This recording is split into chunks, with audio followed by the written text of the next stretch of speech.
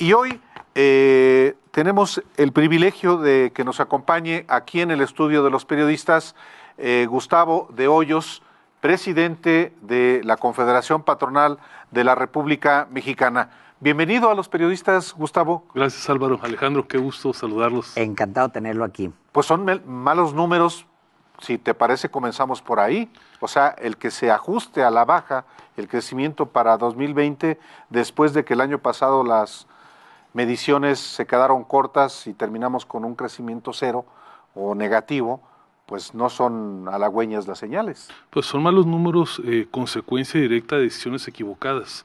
El gobierno federal, a un año de que empezó su gestión, consistentemente ha tomado decisiones que han inhibido la confianza.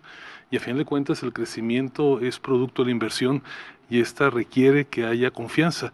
Si algo ha caracterizado a este gobierno, particularmente por decisiones que ha tomado de manera errática en distintos sectores, infraestructura, energético, precisamente ha sido una vulneración continua, reiterar la confianza, y más allá que ha habido algunos anuncios de ocasión, algunas señales, e incluso con la ortodoxia que ha manejado la Secretaría de Hacienda, esto no ha sido suficiente para que no se afecte el crecimiento. Y bueno, podrán ir y venir programas sociales, estos son paliativos, porque si el país no crece, si a final de cuentas no se logran reactivar los motores de la economía, estos programas sociales que nos pueden gustar o no, pero ciertamente en ningún caso van a ser suficientes para poder cubrir lo que no se da por crecimiento. ¿A poco está peor que Peña el gobierno de López Obrador? En materia económica nos está yendo peor. Con el gobierno de Peña, sin juzgar otros ámbitos de su desempeño, tuvimos siempre un crecimiento mayor al que estamos hoy día manteniendo, y esto es paradójico porque nunca en la historia, en 10 años cuando menos, habíamos tenido un retroceso como este, pero además contrastando con un crecimiento del tractor de nuestra economía, que es la economía de Estados Unidos. Lo importante aquí, Álvaro, Alejandro, destacar es que las capacidades del país para crecer están ahí. Este gobierno tiene la gran oportunidad de dar un golpe de timón a estas señales que han generado incertidumbre, y si lo hace oportunamente, me parece que la oportunidad de crecer está ahí, aún y con este anuncio que ha dado Banco de México. Como la economía trae un comportamiento bivalente o multivalente, porque por un lado tienes una baja inflación, también tienes un peso bastante estable, pues no tienes cero endeudamiento, que parece poca cosa y no lo es. Tienes una estabilidad macro envidiable, digamos, para casi cualquier nación del mundo. Pero por el otro lado no traes crecimiento, y lo que ustedes dicen es que esto es atribuible directamente a las decisiones del presidente de México, que por cierto hoy amanece con un 71% de aprobación, según el de acuerdo con el Financiero. Es decir, hay señales que por un lado te dicen, pues qué bueno, traen una disciplina fiscal más fuerte que la de casi cualquier gobierno neoliberal en el mundo en este momento, y nuestro en los últimos, 20 años. Sí, a ver, nosotros en Coparmex reiteradamente hemos reconocido de que en el ámbito de la disciplina presupuestaria, el gobierno federal ha hecho bien su tarea. Decía hace un momento que aún con la ortodoxia, para bien, con la que se ha conducido la Secretaría de Hacienda, con el respeto que se ha dado hasta la fecha a la independencia y la autonomía del Banco de México, aún con estos, indicadores positivos, no ha sido suficiente. Esto ha permitido que no tengamos un fenómeno, de degradación de la economía mucho mayor. Sería el peor escenario que tuviéramos un desorden macroeconómico y por otro lado señales de desconfianza. Entonces no estaríamos platicando, con una oportunidad de mejora hacia el futuro. Aquí me parece que el mensaje claro, lo que tenemos que tener presente es que las capacidades de crecimiento están ahí, más aún cuando afortunadamente, como bien comenta, tenemos estabilidad en lo esencial, las variables macroeconómicas no han sido vulneradas, el tipo de cambio está estable, sí, aunque estamos pagando una altísima tasa para conservarlo de esa manera, pero a pesar de ello se puede construir solo lo que existe. Si tan solo hubiera unas cuantas señales. ¿Cuáles señales deberían emitirse desde el gobierno precisamente para generar esta confianza? Mira, la confianza se pierde en un instante y hay que ganarla de manera paulatina. Desafortunadamente eso es una realidad, pero probablemente si yo tuviera que elegir un sector en el cual probablemente tendría capacidad expansiva para generar confianza, este sería el sector energético. Probablemente las señales que ha habido en este sector, tanto en el ramo de electricidad como en el ramo de hidrocarburos, han sido los que han tenido un mayor poder disuasivo para la inversión. Y esto no es casualidad. A ver, cuando... ahí, me meto ahí, perdóname Adelante. por interrumpirlo. En el sector energético específicamente, ¿qué es lo que a ustedes no les gusta? Bueno, prácticamente la reforma energética que se aprobó en la sesión anterior de facto ha quedado, si no abrogada, sí congelada. Hay una gran cantidad de proyectos. El presidente cada fin de semana, cuando recorre algún lugar del país, dice que no se va a permitir la participación del sector privado en esta empresa productiva del Estado, y no obstante que entre semana se está construyendo mesas de consenso, no obstante que hay exactamente, y que parecería que una parte del gobierno de manera explícita tiene la decisión de construir confianza y de generar caminos para esta inversión, pues los mensajes del presidente son claramente inconsistentes. Y bueno, pues presidente mata jefe de oficina, ¿no? Pues sí. Entonces, Sí. ahí, a ver, deja plantearlo en positivo. Hay una gran oportunidad. En el mundo entero hay dinero barato. México es un gran destino de inversión, no solamente en el sector energético, pero también en esto. Y si se aprovecha esta coyuntura máxima con todas estas situaciones que están pasando, lo mismo en Inglaterra que en China con las cuestiones de la enfermedad, la oportunidad que tiene el país me parece que no se puede dejar pasar. El sector energético mexicano es muy delicado. O sea, viene en un empaque de lo mexicano, pues, ¿no? El tema del petróleo, la nacionalización y luego ahora la apertura, etcétera, es muy mexicano. O sea, todo eso va con pincitas siempre. El tema es que la reforma energética de Peña, pues no le entregó a los mexicanos ningún rendimiento. Es probable que haya, pues no sé, dentro de 20 años una cosa mayúscula, etcétera. Eso, y aunado a la corrupción, pues le da a López Obrador, le pone en las manos, digamos, el bono para tomar decisiones o no. Nosotros lo que hemos señalado es que si el presidente tiene, ya no digo evidencias, sino indicios de que algún contrato, alguna licitación se llevó a cabo, digamos, desatendiendo la ley, más aún con un acto de corrupción, pues que vaya y presente las denuncias correspondientes. No hay hoy en día una sola denuncia. Sobre los contratos. Sobre los contratos o sobre los procesos de licitación. O sea, se ha dicho una y otra vez por el presidente, por el secretario de Energía, por los directores de las empresas productivas del Estado, que hubo contratos ilegales, que no se observaron las normas. Bueno, yo quisiera ver dónde están las denuncias, dónde están los juicios de nulidad. Parecería mera retórica, digamos, un poco un pretexto para anclar una posición ideológica. Y hoy en día, en los países del mundo, no importa que sean de izquierda o de derecha, la necesidad de abrirse a la apertura, sobre todo en un país como México, que no puede invertirle con recursos propios en la cuantía que se requiere, pues no es una elección. Estamos llegando tarde a la cita. México no hizo su reforma energética cuando debió haberla hecho, probablemente en la época del presidente Zedillo. Recuerden que hubo varias reformas fallidas, a veces culpa del PAN, a veces culpa del PRI. Finalmente se logró en el periodo del presidente Peña Nieto, y me parece un despropósito que, habiendo llegado tarde esta cita, porque es una realidad, si hubiéramos llegado a tiempo, no tendríamos los problemas de, digamos, de crecimiento y los riesgos sistémicos que hoy tienen Petróleos Mexicanos. Gustavo de Hoyos, presidente de la Confederación Patronal de la República Mexicana. Tú has tenido comunicación con funcionarios del gobierno. ¿A qué acceso has tenido, a qué nivel has tenido acceso con funcionarios del gobierno? ¿Con el secretario de Hacienda? ¿Con el jefe de la oficina de la presidencia? ¿Con el presidente de la República, no? A ver, cotidianamente la Coparmex, a través de su presidente, pero a través de todos los voluntarios que tenemos el liderazgo, tenemos una comunicación, les diría, casi cotidiana, con el primer círculo del presidente, con el jefe de su oficina, con su jefe de asesores, con su consejero jurídico y prácticamente con todos los secretarios de Estado. La comunicación, debo decirlo, en los temas de la agenda inercial discurre de manera normal. No tenemos ninguna queja, ningún reproche reproche de que haya una falta de comunicación o que haya una cerrazón, no podría decirlo. Es más, podría señalar que muchos de estos temas de la coyuntura cotidiana lo resolvemos hasta casi con un WhatsApp. Hay una gran fluidez en lo cotidiano, lo digo con toda claridad, un gran reconocimiento por ello. Nuestra crítica fundamental tiene que ver con los asuntos de fondo, donde se define si la economía crece o si decrece. Y ahí es el presidente de la República. Pues es el presidente, porque a final de cuentas en México tenemos un jefe de gobierno que está investido de un cúmulo de facultades y particularmente que en este caso es un jefe de gobierno que ejerce no solamente las facultades explícitas, sino las implícitas, ¿no? Hay una gran centralidad, una presidencia cuasi imperial como no la veíamos en muchos años, ¿no? ¿Usted lo llamaría errático? Continuamente errático. Continuamente ha habido una serie de decisiones que están apartadas de una lógica de país, algunas veces rayando en lo perverso. Me parece que estas decisiones que se han tomado... ¿Cuál? Un ejemplo, por ejemplo. Bueno, ir y venir del tema de la famosa rifa del avión presidencial es un tema que no merecería distraer la atención del país, en un tema que a ciencia cierta sabemos que no deja de ser la liquidación de un activo y que ha sido un efecto distractor sobre otros temas de gran calado en el país, como el que estamos hablando del crecimiento. Ahora, usted no ha tenido, tú no has tenido, Gustavo,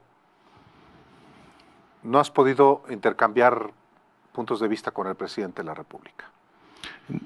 Directamente con él, no en lo cotidiano, en ocasiones esporádicas. Un caso donde esta comunicación fue muy fluida fue precisamente en el tema de la fijación de los nuevos salarios mínimos. Es un tema donde tenemos una visión concurrente. Sí. Desde que el hoy presidente era candidato, suscribió un compromiso de hacer suya la agenda de la Coparmex por una nueva cultura salarial. Yo debo reconocer que como nunca antes, y me ha tocado ya por muchos años participar en este proceso, el presidente y su equipo fueron absolutamente respetuosos, sin intrometerse de forma alguna en el proceso de negociación entre los sindicatos patronales y las cúpulas obreras, y el acuerdo que se logró en el salario mínimo, que es histórico, es un producto del respeto del gobierno y de la altura de la negociación de los actores del sector obrero y de nosotros. Sí, eso inclusive aquí lo informamos, pues no fue una decisión solamente del gobierno, fue de una manera muy relevante la participación de la Coparmex. No fue del gobierno, el gobierno no tuvo nada que ver. Yo les puedo decir categóricamente que tomamos el acuerdo y se lo anunciamos. El gobierno no tuvo absolutamente nada que ver en ese anuncio. Reconocemos que no haya interferido como pasó en otros momentos, particularmente en el gobierno del presidente Peña Nieto. Ustedes saben que yo tuve la Coparmex notorios disensos con el gobierno porque la visión de la Coparmex en materia salarial que era ustedes salieron a protestar por el aumento, exigiendo un aumento al salario. Sí, nosotros tuvimos en varios momentos notorios disensos con la visión del gobierno del presidente Peña, que mantenían esta idea de frenar la evolución del salario mínimo. Claramente tuvimos un disenso y creo que estuvo debidamente documentado hasta la saciedad. Con la misma claridad que lo tuvimos con el presidente Peña, debo decir que con el presidente López Obrador y con su gobierno ha habido un claro disenso. Es más, el mejor consenso posible, que ha sido un respeto, lo digo claramente, irrestricto a la negociación que hicimos. Aunque claramente el tono de la crítica de la Coparmex y tú como su presidente es contrastante con López Obrador. Con Peña no te vi muy crítico en términos de corrupción. No, perdóname, Álvaro, me parece que ahí o no registraste correctamente. Nosotros hicimos la primera manifestación pública en contra de un presidente de empresarios en la Ángel Independencia y fuimos los protagonistas principales de impulsar toda la modificación del Sistema Nacional Anticorrupción, la Ley 3 de 3, como nunca antes en la historia de una organización empresarial. Hicimos alianzas con organizaciones de izquierda, de derecha, de centro, y juntos impulsamos la más importante agenda. Es más, nunca en la historia de este país se había impulsado desde el sector privado una agenda de este calado que derivó en la reforma de la Constitución, de 12 leyes ordinarias y de 32 constituciones locales. En todo caso, la confrontación con el propio presidente de la República se ha dado también, por ejemplo, porque tú, como presidente de la Coparmex y otros organismos patrocinados por Claudio X González, hijo, y el padre también, estaban sometiendo a un sabotaje legal el aeropuerto de Santa Lucía. Yo no coincido con el calificativo. Yo soy parte del colectivo No Más Derroches. Ejercer un derecho con base a los ordenamientos legales en ningún caso puede considerarse un sabotaje. Nosotros pensamos que es una defensa del Estado de Derecho. Es claro que la cancelación del aeropuerto de Texcoco es la decisión que más le ha costado al país. Ha sido irracional desde principio a fin, y nosotros lo que hemos hecho como ciudadanos, 147 ciudadanos, es interponer los medios de defensa que marca la ley. No hemos ido ni a tocar las puertas a Palacio. ¿Qué hubiera sido lo ideal con ese aeropuerto? Mira, probablemente lo que más dañó la confianza no fue ni siquiera la decisión de la suspensión. Antes de la suspensión, don Gustavo, o sea, ¿por qué ese aeropuerto tiene sospechas de corrupción que desgraciadamente, yo escribo sobre eso este lunes porque pues pasa un año y ¿a qué horas van a empezar a juzgar a Peña? ¿A qué horas van a empezar a juzgar a toda la lista de corruptos que hay, o de presuntos corruptos, y a qué horas nos los van a poner en la nación? Pero, ¿qué se hubiera hecho con ese aeropuerto que hubiera traído algo de satisfacción a los empresarios?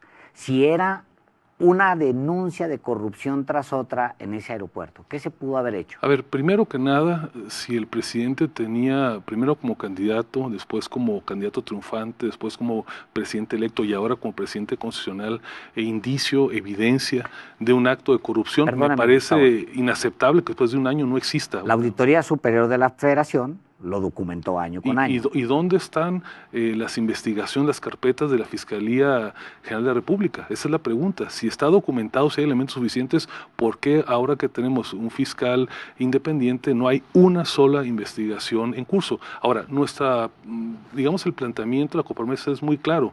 Hay que limpiar el aeropuerto. Si hay cualquier contrato, cualquier asignación, concluido o no, que tenga sospechas de ilicitud, tiene que ser investigada a profundidad. Pero no cancelarlo. No, porque por una sencilla razón.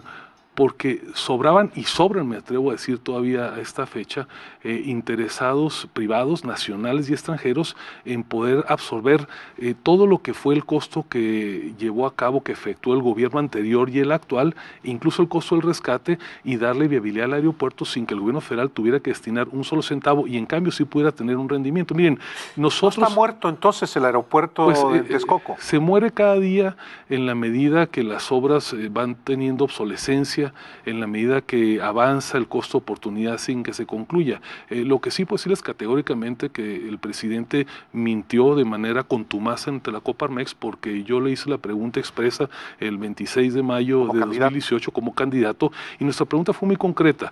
Si hay una empresa, un grupo de empresas que en un procedimiento público, auditado, le permitan al gobierno federal recuperar lo invertido, concluyan la obra y lo operen con un rendimiento para el gobierno federal, ¿usted estaría dispuesto a que se concluyera? Me dijo, sí, así sí. Y la verdad es que pues no cumplió con esa palabra. Sí, efectivamente. Desde entonces ha estado tirante la relación. Usted ha sido muy crítico con López Obrador, pues su derecho. La Coparmex siempre ha sido una especie de partido político. No un partido político, pero siempre una institución de vanguardia. Pues la defendiendo los patrones, pues no más faltaba que no. Bueno, somos un sindicato patronal. La Coparmex surgió hace 90 años y esa es su vocación. Nosotros, así está escrito en nuestros estatutos, es reunir, representar y defender los intereses legítimos del sector privado. Oiga, Gustavo, usted ha sido también muy crítico de la reelección, o de la supuesta reelección de López Obrador, de esa pretensión.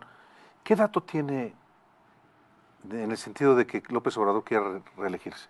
Bueno, lo que el presidente ha dicho, y ahora ya es ley, es que pretende llevar a cabo un ejercicio de revocación de mandato. ¿Y eso qué tiene que ver con la reelección? Nosotros, déjame plantearlo con claridad, señalamos en su momento que esta no era una iniciativa que debía de aprobarse. Hoy es derecho positivo, está en la Constitución, es un procedimiento que está así planteado y habrá que atenernos a sus circunstancias. Hoy en día, y ese es el punto siempre de la Coparmex, es derecho aplicable. Si el presidente decide a través de los procedimientos legales convocar o hacer que se convoque a este procedimiento, pues habrá que participar en él. ¿Usted ve a López Obrador reeligiéndose? Espero que no.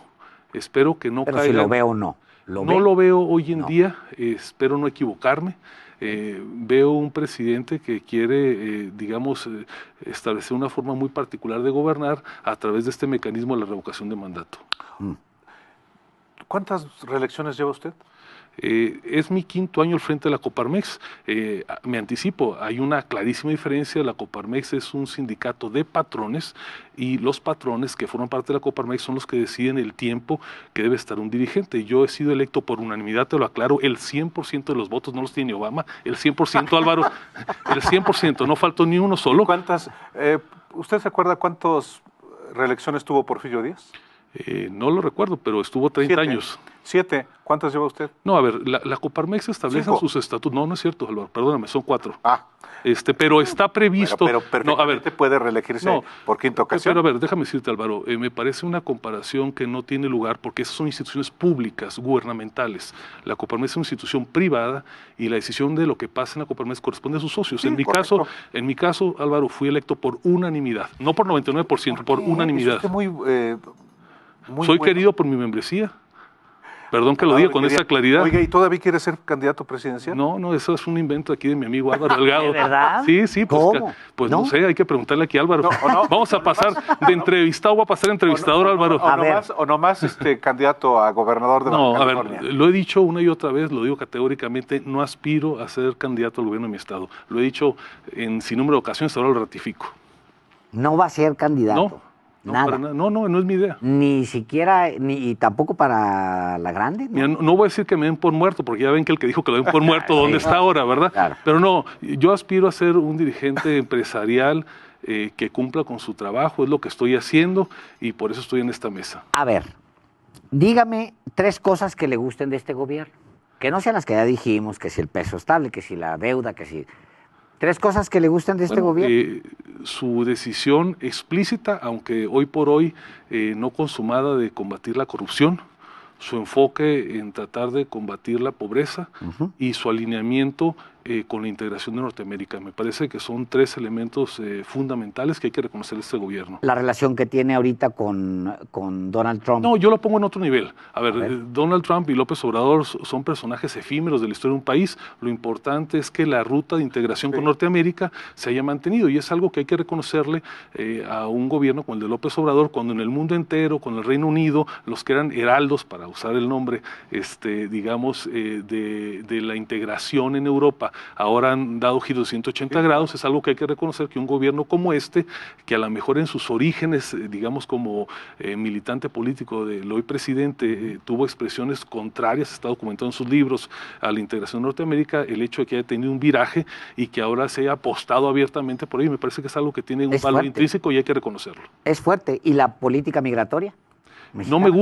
No me gusta y me parece Pero que... sí genera una estabilidad en la relación con Estados Unidos. A ver, una estabilidad producto de una desestabilización. Cuando empezó este gobierno se tomaron decisiones erráticas que provocaron un enojo, para decirlo con claridad, y ese enojo que ocurrió en Estados Unidos tuvo un efecto, y tuvimos un efecto pendular que de permitir que pasen todos, ahora somos el muro de que no pase nadie. ¿Y cuál es eso que enoja a los norteamericanos? ¿Por qué no le decimos? Pues al principio de esta administración, hay que decirlo, pues prácticamente se abrieron las puertas de par en par. Ustedes saben las caravanas migratorias que corrieron de sur a norte. Yo radico en Baja California y enfrente de la casa de ustedes tenía 10,000 personas que habían pasado libremente caminando desde Chiapas hasta Tijuana. Y luego el péndulo nos llevó a decir, a ver, les voy a poner aranceles si no me paran esas caravanas. Bueno, ahí el presidente fue presa de un blofeo, para decirlo claramente. Me parece que se fue con un blofeo. Yo soy de la idea de que no se tuvo que haber cedido lo que se dio. La política exterior, si bien es cierto que hay que reconocerlo, que ha tratado de preservar la buena relación y que sobre todo se ha mantenido consistente en mantener vigente el TEMEC, por otro lado hay que decirlo que ha mostrado la mayor impericia de la historia de este país. Nunca en la historia de este país hemos tenido una abdicación tal consistente como la que está teniendo este gobierno. Bueno, precisamente para referirme a ese amago de Trump de imponer aranceles, se le llevó a cabo un acto en Tijuana, Baja California, donde comienza la patria, donde el presidente del Consejo Coordinador Empresarial, el organismo cúpula del sector privado al que pertenece la Coparmex, pronunció un discurso encendido, muy patriota, y usted ni siquiera asistió. No, a ver, yo señalé claramente en ese momento, y lo digo de nueva cuenta, ese evento no tendría que haberse realizado. Ese evento fue programado antes de que se lograra la negociación, buscando, quiero suponer, el presidente un empoderamiento ante lo que podría haber sido en su mente la fijación de estos aranceles. Cuando se llevó el acto el fin de semana, la, vamos a llamarlo así, emergencia, aunque fuera imaginaria, Sí. había quedado atrás, y me parece que este acto no tenía razón de ser. Además, movilizar a clase política del país simplemente para hacer un reconocimiento a esta negociación me parece algo completamente sobrado. En su momento lo dije, yo no decidí asistir a ese evento. Si hoy tuviera que tomar la decisión, claro que no lo haría, y desde luego que no estuve de acuerdo con el tono del discurso del presidente del CC, pero a ver, en el sector privado se vale la diversidad. Desde luego hay una gran tolerancia, y todo lo que yo digo seguramente no le gusta al presidente del CC, y a mí todo lo que dice pues tampoco no me gusta. Oiga, ¿y cómo va la formación de su partido político? No estamos formando ningún partido. ¿Cuántos líderes tiene Bueno, reclutados? aclaro que no estamos formando ningún partido político, no es una pretensión de hoy ni del mañana. El movimiento Alternativas por México es eso, es un movimiento nacido de la Coparmex, validado por nuestros órganos de gobierno, que tiene como propósito generar y detonar liderazgos para el país en lo privado y en lo público. Pero no va a ser un partido. Muy bien, afortunadamente. ¿Sí? El año pasado llevamos a cabo talleres, si no me falla la memoria, en 11 entidades federativas, y este año lo haremos en el resto del país. Lo que pretendemos es activar al liderazgo ciudadano. ¿Es una símil de lo que hizo Manuel Cloutier en su momento? No, eran otras condiciones. El licenciado Cloutier, si ustedes recuerdan, lo que hizo fue recorrer el país en jornadas por la libertad. En ese momento esa era la aspiración principal que teníamos después de eventos que habían ocurrido. Afortunadamente hoy no estamos en esa circunstancia. Lo que hoy estamos haciendo en la Coparmex, insisto, es tratar de activar la participación ciudadana en un momento en que esta es menospreciada desde lo público. Consta que habíamos invitado a don Gustavo de Hoyos desde hace varias semanas. Hubo un cruce de cables Pero qué Me bueno quedé que como las novias de rancho aquí afuera en la banqueta la última vez, pero celebro que estemos el día de hoy dialogando. Así y es. que se repita además. Por supuesto, Pues, esta es su casa, Gustavo, esta es tu casa, y por supuesto a usted que sigue los periodistas, por supuesto que este espacio es para la diversidad, para discutir asuntos que le conciernen a la sociedad. Gracias, Gustavo. La gente de los Altos de Jalisco, nosotros que somos norteños, pues nos hablamos de usted, son gente más respetuosa, pero los de los Altos de Jalisco, de tú. Sí, no, yo celebro, y usted lo sabe muy bien, a título personal y además a nivel institucional, somos fervientes defensores de la libertad de expresión. Es uno de nuestros valores esenciales. Podemos disentir a veces con mucha frecuencia, pero empeñaremos hasta el último de los recursos para que esa libertad siempre sea respetada. Muchísimas gracias. Gracias. Gracias a ambos. Por estar aquí. Volvemos.